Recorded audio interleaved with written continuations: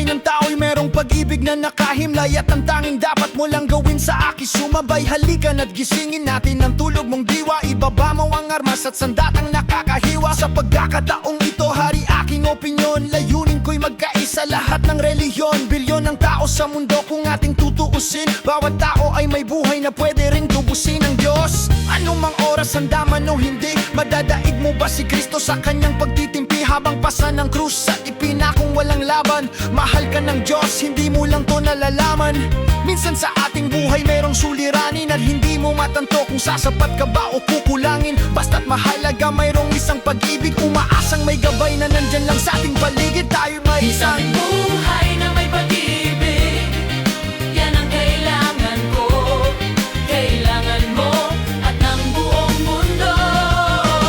Isang buhay na may pag-ibig, yan ang kailangan ko.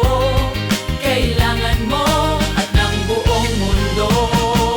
Ako'y nabuhay sa mundong hindi inabot ang ama at inasa ang lahat sa aking nag-iisang ina. Ang mayakap siya't pasalamatan, gusto ko pa sana nang hindi hinahangat sa kinakalaang pamana. Ngunit ako ay naligaw kay haba na ng sungay. Sa tuwing kakausapin niya kung mata ko'y mapungay, pinili kong daan iba sa karaniwang bata. Impyernong itinuri, mas matindi pa yata. Ang mapayapa at pangakong paraiso ay di mo makakamtan kung nasa bulsa mo ay piso.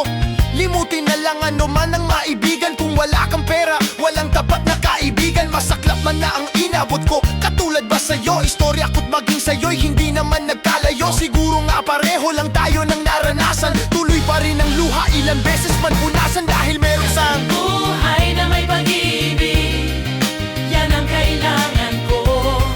Kailangan mo at ng buong mundo. Isang buhay na may pag-ibig, yan ang kailangan ko. Kailangan mo at ng buong mundo.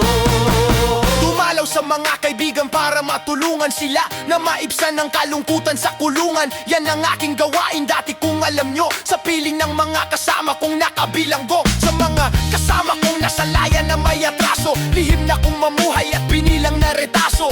At isang pilas ng papel na nilamukos. Kasalanan ba nila kung ang galit biglang mabuhos? At bakit ganon? Pag sinabing Muslim ay matapang, pag sinabing taga-kapis mangkukulam ang babarang. Pag sinabing waray, walang awa akong pumatay. At pag sinabing Pilipino, alipin habang buhay. Ako ay Pilipino, isa rin sa kinakapos. Tanong ko lang, sino ba yung tinatawag nilang Diyos? Siya ba yung nakasama mo sa madilim na eskinita at inakay ka sa may liwanag kahit di mo siya nakita? Isang